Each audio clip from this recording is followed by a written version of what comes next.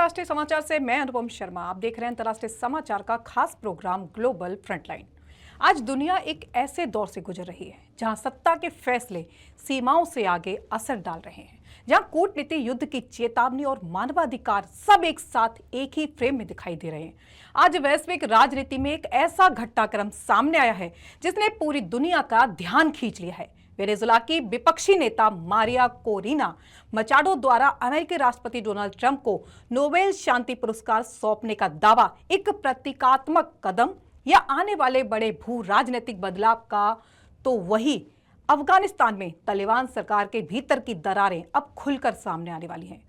और अंत में विज्ञान की दुनिया से एक ऐसा रिकॉर्ड जिसने पृथ्वी की ताकत को नए सिरे से परिभाषित कर दिया है। इन खबरों पर करेंगे विस्तार से चर्चा। पहले एक नजर आज की हेडलाइंस पर। वैश्विक राजनीति में नया मोड़, मचाडो ने ट्रंप को सौंपा नोबेल शांति पुरस्कार। इजरायल को लेकर भारत की बड़ी चेतावनी, नागरिकों ने के लिए जारी हुई एडवाइजरी। वेनेजुला और ईरान पर अमेरिकी जाति को लेकर फायर हुए पुतिन, कहा दुनिया खतरनाक मोड़ पर।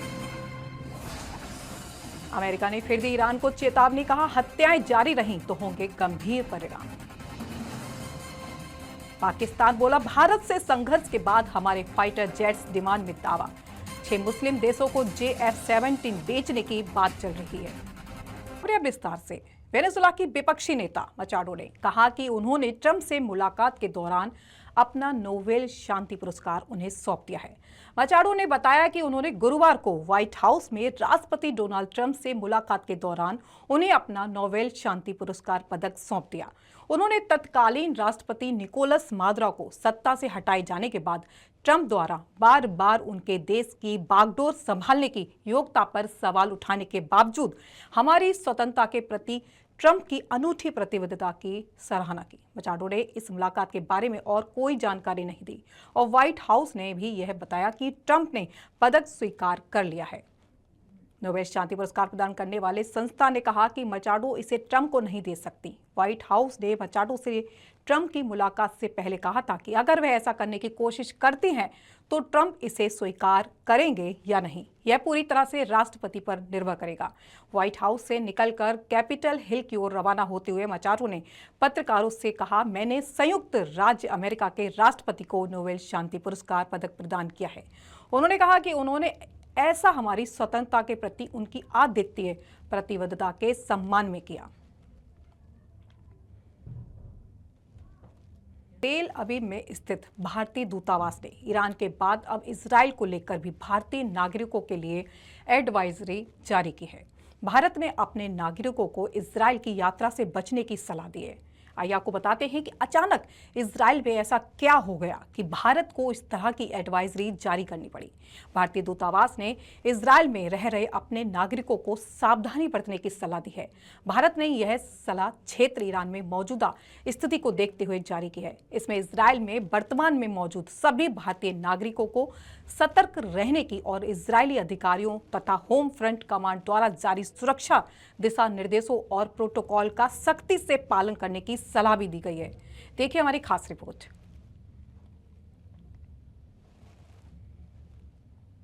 इजरायल में रॉकेट हमले, ड्रोन खतरे या अन्य सुरक्षा चुनौतियों की स्थिति में तुरंत निर्देशों का पालन करने को कहा गया है। सायरन बजने पर 90 सेकंड के भीतर निकटतम सुरक्षित स्थान पर पहुंचने की सलाह दी गई है। भारतीय नागरिकों को इजरायल की सभी गैर जरूरी यात्राओं से बचने की सलाह दी जाती है। दूतावास ने कहा कि यदि आप पहले से इजरायल में हैं और आवश्यकता न हो तो यात्रा सीमित रखें। यदि आप भारत से इजरायल जाने की योजना बना रहे हैं तो वर्तमान परिस्थितियों में यात्रा स्थगित करने पर विचार करें।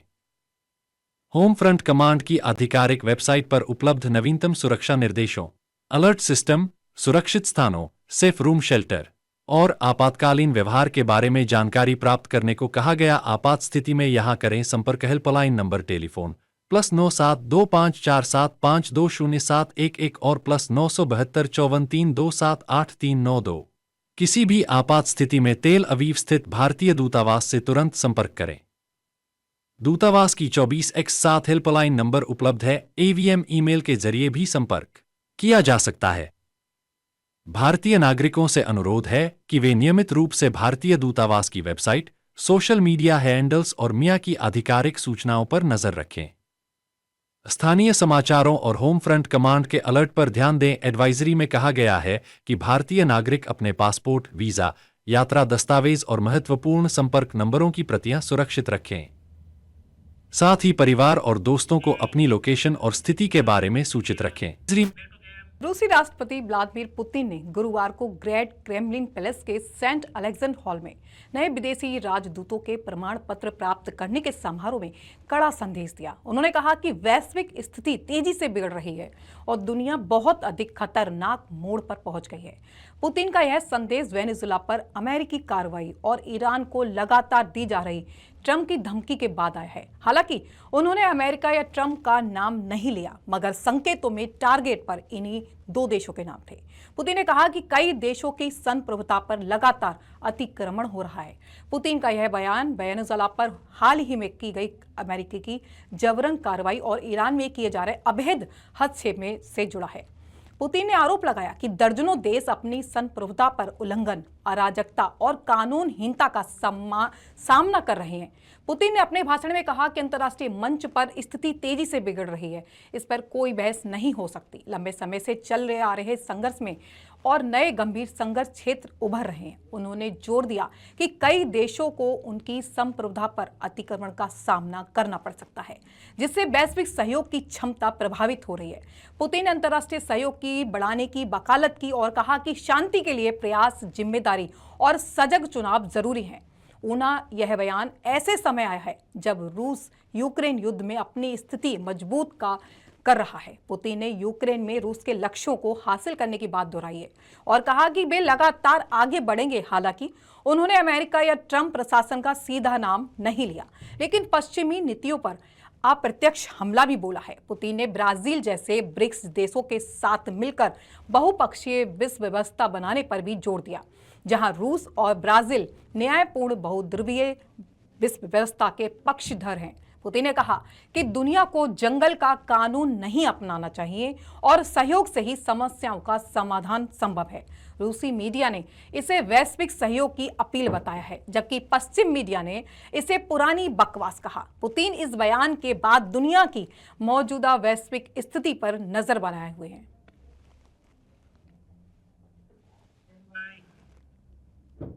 अब खबर ईरान से। ईरान में विरोध प्रदर्शनों के दौरान पहले अमेरिकी सरकार एक्टिव नजर आई है, लेकिन समय बीतने के साथ ट्रंप प्रशासन धमकियों तक ही सीमित रहा है। धमकियों का सिलसिला जारी है और इसी क्रम में अमेरिका ने एक बड़ा फिर ईरान को चेतावनी दी है। व्हाइट हाउस की प्रेस सेक्रेटरी कैरोलिन लेविट ने कहा कि अमेरिकी राष्ट्रपति डोनाल्ड ट्रंप और उनकी टीम ईरान में स्थित स्थिति पर करीबी से नजर रखी है। एक ऐसे प्रेस ब्रीफिंग को संबोधित करते हुए लेविट ने कहा कि राष्ट्रपति ट्रंप के लिए सभी विकल्प खुले हैं। कैरोलिन लेविट ने कहा कि राष्ट्रपति और उनकी टीम ने ईरानी शासन को बता दिया है कि अगर हत्याएं जारी रहीं तो इसके गंभीर परिणाम होंगे। राष्ट्रपति को पता चला है कि 800 फांसी की सजा को रोका गया है। राष्ट्रपति और उनकी टीम इस स्थिति पर करीब से नजर रखी है और राष्ट्रपति के लिए भी सभी विकल्प खुले हैं। इस बीच अमेरिकी सीनेटर लिंडसे ग्राहम ने आरोप लगाया कि आयतुल्ला के शासन के हाथों पर अमेरिकी खून लगा है और वो सड़कों पर लोगों का कत्लेआम कर रहे हैं। एक मीडिया रिपोर्ट का जिक्र करते हुए अमेरिकी सीनेटर ने कहा, सभी हेडलाइन जो यह कह रही हैं कि हमारे तथाकथित अरब सहयोगियों ने राष्ट्रपति ट्रंप की ओर से की जाने वाली निर्णायक सैन्य कार्रवाई से बचने के लिए ईरान की ओर से हस्तक्षेप किया है, वो बहुत परेशान करने वाली है। ग्राहम ने कहा, अगर यह सच है कि निर्दोष लोगों के इस मौजूदा भयानक नरसंहार को देखते हुए अरबों की प्रतिक्रिया यह है कि ईरान के खिलाफ कार्रवाई की आवश्यकता नहीं है, तो मुझे अब भविष्य में गठबंधन की प्रकृति के बारे में भी सोचना होगा। पाकिस्तान बोला, भारत से संघर्ष के बाद हमारे फाइटर जेट्स डिमांड में है। 6 मुस्लिम देशों को JF-17 बेचने की बात चल रही है। इसमें बांग्लादेश भी पाकिस्तान के PM शहबाज शरीफ का दावा है कि भारत के साथ पिछले साल मई में हुए संघर्ष के बाद पाकिस्तानी लड़ाकू विमानों की डिमांड बढ़ गई है। रेडियो पाकिस्तान के मुताबिक उन्होंने बुधवार को कहा था कि कई देश पाकिस्तानी फाइटर जेट्स खरीदने के लिए बातचीत कर रहे हैं। हालांकि उन्होंने यह नहीं बताया कि किन फाइटर जेट्स की डिमांड बढ़ी है। हालांकि कई मीडिया रिपोर्ट्स में दावा किया गया है कि कई देश Pakistan JF-17 thunder fighter jets खरीदने में दिलचस्पी दिखा रहे हैं। इनमें बांग्लादेश, सूडान, लीबिया, सऊदी अरब, इराक और इंडोनेशिया जैसे देश शामिल हैं। राइटर्स के मुताबिक इंडोनेशिया के रक्षा मंत्री ने 12 जनवरी को पाकिस्तान के वायुसेना प्रमुख जहीर अहमद बाबर सिद्दू से मुलाकात की है और करीब 40 JF-17 खरीदने पर बात चल रही है। एक रिपोर्ट के मुताबिक पाकिस्तान बांग्लादेश को भी JF-17 फाइटर जेट बेचेगा। इसको लेकर दोनों देशों के वायुसेना प्रमुखों के बीच बातचीत हो चुकी है। किसी कॉन्ट्रैक्ट पर साइन नहीं किए गए। नरसंहार रोकने को हर विकल्प खुला। यूएन में ईरानी शासन पर अमेरिका का बड़ा हमला। ईरान में विरोध प्रदर्शनों के बीच अमेरिका ने बार बार खामनेई सरकार को निशाने पर लिया है। हाल के दिनों में दोनों देशों के बीच तनाव चरम पर पहुंच गया है। बड़े तनाव के बीच संयुक्त राष्ट्र सुरक्षा परिषद में अमेरिकी और ईरानी अधिकारी आमने सामने आए हैं। यहां अमेरिकी दूत ने कहा कि राष्ट्रपति डोनाल्ड ट्रंप के दोनों दुश्मनों देशों के बीच तनाव कम करने की कोशिशें की गई हैं। इसके अलावा दूत ने इस्लामिक रिपब्लिक के खिलाफ धमकियां भी दोहराई हैं। संयुक्त राष्ट्र में अमेरिकी राजदूत माइक वॉल्टर्स ने बयान में कहा, साथियों, मैं यह साफ कर देना चाहता हूं कि राष्ट्रपति ट्रंप कार्रवाई करने वाले व्यक्ति हैं, न कि संयुक्त राष्ट्र में होने वाली अंतहीन बातचीत करने वाले। उन्होंने यह भी साफ कहा कि इस नरसंहार को रोकने के लिए सभी विकल्प खुले हैं और ईरानी शासन के नेतृत्व से बेहतर यह कोई नहीं जान सकता। देखिए हमारी खास रिपोर्ट। गुरुवार तक ईरान की सत्ता को चुनौती देने वाले विरोध प्रदर्शन काफी हद तक दबते दिखे, लेकिन इंटरनेट और फोन सेवाएं अभी भी बंद हैं। इस बीच अमेरिका ने ईरान में सरकार की ओर से देशव्यापी विरोध प्रदर्शनों पर की गई हिंसक कार्रवाई की निंदा की। एक्टिविस्ट्स का कहना है कि ईरान में कम से कम 2637 लोग मारे गए हैं। अमेरिका ने आपातकालीन सुरक्षा परिषद की बैठक के दौरान 2 ईरानी असंतुष्टों, मसीह अलीनेजाद और अहमद बातेबी को इस्लामिक रिपब्लिक के निशाने पर होने के अपने अनुभवों के भयानक विवरण के साथ सत्र शुरू करने के लिए आमंत्रित किया। चौंकाने वाला पल तब आया जब अलीनेजाद ने सीधे ईरानी प्रतिनिधि को संबोधित किया, आपने मुझे 3 बार मारने की कोशिश की है। मैंने अपने संभावित हत्यारे को अपनी आंखों से अपने बगीचे के सामने ब्रुकलिन में अपने घर में देखा है। इस दौरान ईरानी अधिकारी सीधे आगे देख रहे थे, बिना उनकी बात पर ध्यान दिए। बातेबी ने बताया कि ईरान में जेल गार्ड उन्हें कितनी गहरी चोटें पहुंचाते थे और फिर उनके घावों पर नमक डालते थे। उन्होंने परिषद से कहा, अगर आपको मुझ पर विश्वास नहीं है तो मैं अभी आपको अपना शरीर दिखा सकता हूं। बातेबी ने ट्रंप से ईरानी लोगों को अकेला ना छोड़ने की गुहार लगाई। उन्होंने कहा, आपने लोगों को सड़कों पर उतरने के लिए प्रोत्साहित किया, यह एक अच्छी बात थी, लेकिन उन्हें अकेला मत छोड़ो। मीटिंग से पहले ईरानी विदेश मंत्री अब्बास अराघची और संयुक्त राष्ट्र महासचिव एंटोनियो गुटेरेस ने फोन पर बात की थी। अफगानिस्तान में तालिबान के भीतर हालात ठीक नहीं हैं। हालात इतने बिगड़ चुके हैं कि सरकार ढहने का खतरा मंडरा रहा है। संगठन के अंदर सत्ता को लेकर खींचतान अब खुलकर सामने आने लगी। एक धड़े का नेतृत्व तालिबान के सुप्रीम लीडर हिब्तुल्लाह अखुंदजादा कर रहे हैं, जबकि दूसरा धड़ा गृह मंत्री सिराजुद्दीन हक्कानी का है। दोनों गुटों की सोच और सत्ता के इस्तेमाल को लेकर मतभेद हैं। अब संगठन की एकता पर सवाल खड़े कर रहा है। गौरतलब है कि तालिबान ने अगस्त 2021 में अमेरिकी सेना की वापसी के बाद राजधानी काबुल पर कब्जा कर लिया था। तब से सत्ता पर पूरी पकड़ के दावों के बीच अब सामने आ रहे हैं। संकेत बताते हैं कि तालिबान के भीतर की दरारें गहरी होती जा रही हैं। एक रिपोर्ट के मुताबिक सितंबर के अंत में एक ऐसा फैसला हुआ जिसकी वजह से यह खींचतान और खुलकर नजर आने लगी है।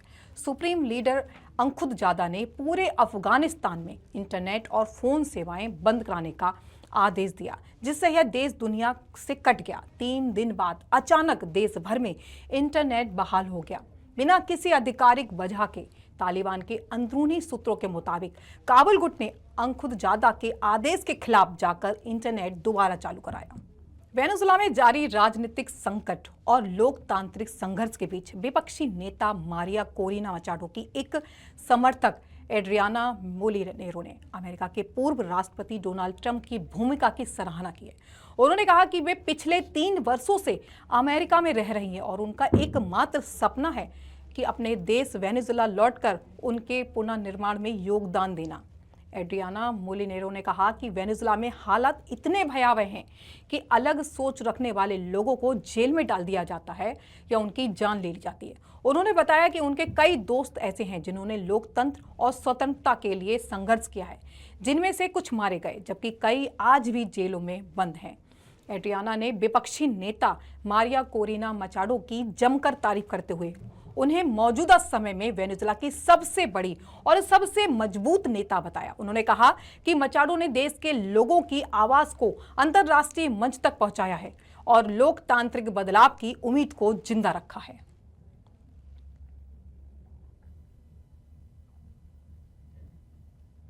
बांग्लादेश में 2026 के आम चुनावों की तैयारियों के बीच फेयर इलेक्शन मॉनिटरिंग अलायंस के अध्यक्ष मुनीरा खान ने चुनाव को स्वतंत्र, निष्पक्ष और विश्वसनीय तरीके से कराए जाने को लेकर गंभीर चिंता जताई है।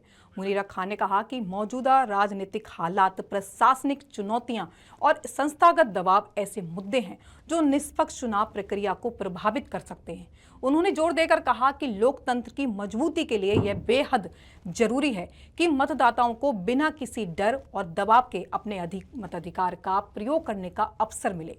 उन्होंने चुनाव आयोग की भूमिका को अहम बताते हुए कहा कि उसकी स्वतंत्रता और निष्पक्षता सुनिश्चित की जानी चाहिए ताकि जनता का भरोसा चुनाव प्रक्रिया पर बना रहे। साथ ही उन्होंने पारदर्शिता, मीडिया की स्वतंत्रता और निष्पक्ष निगरानी को भी स्वतंत्र और निष्पक्ष चुनाव के लिए अनिवार्य बताया। मुनीरा खान ने सरकार और सभी राजनीतिक दलों से अपील की है कि वे लोकतांत्रिक मूल्यों का सम्मान करें और 2026 के आम चुनावों को शांतिपूर्ण, निष्पक्ष और विश्वसनीय बनाने में सहयोग करें। 2026 के आम चुनाव सही मायनों में स्वतंत्र और निष्पक्ष होंगे या नहीं, इस पर मुझे संदेह है। ये चुनाव ऐसे माहौल में होने चाहिए जहां मतदाता बिना डर के वोट डाल सके। प्रदेश में 2026 के आम चुनाव।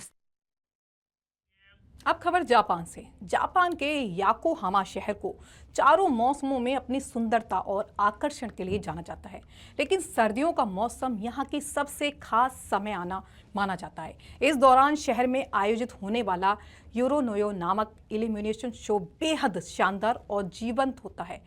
योकोहामा का विंटर इल्यूमिनेशन शो सर्दियों में आयोजित होता है। शो को जापान की प्रमुख नाइट स्कैनरी के लिए नामांकित किया गया है। साफ और पारदर्शी मौसम इसे और अधिक आकर्षक बनाता है। शहर की सांस्कृतिक और व्यावसायिक समृद्धि इसे और लोकप्रिय बनाती है। भविष्य में याकोहामा अपनी पर्यटन और कला के आकर्षण को और बढ़ाने की योजना में है। देखिए शानदार पल योकोहामा शहर का ये वीडियो। योकोहामा शहर में सर्दियों का मौसम आते ही पूरे शहर को रोशनी और कला का अद्भुत संगम देखने को मिलता है। इसका मुख्य आकर्षण है योरोनोयो इल्यूमिनेशन शो, जो शहर के विभिन्न हिस्सों में आयोजित किया जाता है। ये शो अपने रंग बिरंगे प्रकाश, कला के डिजाइन और गतिशील व्यवस्था के लिए खास तौर पर प्रसिद्ध है। ठंडी, साफ और पारदर्शी हवा के कारण ये दृश्य और भी मनमोहक लगता है। योरोनोयो शो को जापान के प्रमुख नाइट स्कैनरी अवार्ड्स के लिए भी नामांकित किया गया और इसकी आलोचनात्मक प्रशंसा हुई। योकोहामा का इतिहास लंबे समय से सांस्कृतिक और व्यावसायिक विकास से समृद्ध रहा है। शहर ने समय के साथ अपने कला, व्यापार और पर्यटन क्षेत्रों में निरंतर विकास किया है। शहर प्रशासन और स्थानीय समुदाय की कोशिशों के चलते योकोहामा आज न केवल अपने नागरिकों के लिए बल्कि पूरी दुनिया के पर्यटकों के लिए भी आकर्षण का केंद्र बन चुका है। भविष्य में योकोहामा शहर अपनी सांस्कृतिक और पर्यटन संबंधी गतिविधियों को और बढ़ाकर अपनी खासियत और आकर्षण को और बढ़ाने की योजना बना रहा है। ये शहर न केवल अपने ऐतिहासिक और सांस्कृतिक महत्व के लिए जाना जाएगा, बल्कि अपने आधुनिक और कलात्मक प्रकाश कार्यक्रमों से भी लोगों को मंत्रमुग्ध करता रहेगा। योकोहामा का विंटर इल्यूमिनेशन शो योरोनोयो सर्दियों में आयोजित होता है। शो को जापान की प्रमुख नाइट स्कैनरी के लिए नामांकित किया गया है। साफ और पारदर्शी मौसम इसे और अधिक आकर्षक बनाता है। शहर की सांस्कृतिक और व्यावसायिक समृद्धि इसे और लोकप्रिय बनाती है। भविष्य में योकोहामा अपनी पर्यटन और कला के आकर्षण को और बढ़ाने की योजना में है। दुनिया की बदलती कूटनीति अब सिर्फ हथियार और अर्थव्यवस्था ही नहीं, भाषा भी शक्ति का प्रतीक बन चुकी है। रूस के राष्ट्रपति पुतिन ने एक ऐसा बयान दिया है जिसने पश्चिम वर्चस्व और सांस्कृतिक आत्मनिर्भरता पर नई बहस छेड़ दी है। एक अंतर्राष्ट्रीय मंच पर जब एक जर्मन व्यवसायी ने अंग्रेजी में सवाल पूछा तो राष्ट्रपति पुतिन ने साफ और सख्त लहजे में जवाब दिया, आप जर्मनी गणराज्य का प्रतिनिधित्व कर रहे हैं। जर्मन में बात कीजिए, अंग्रेजी क्यों? अपनी संप्रभुता के बारे में सोचिए। यह सिर्फ एक भाषा को लेकर टिप्पणी नहीं थी, बल्कि पश्चिमी प्रभाव के खिलाफ एक वैचारिक संदेश था।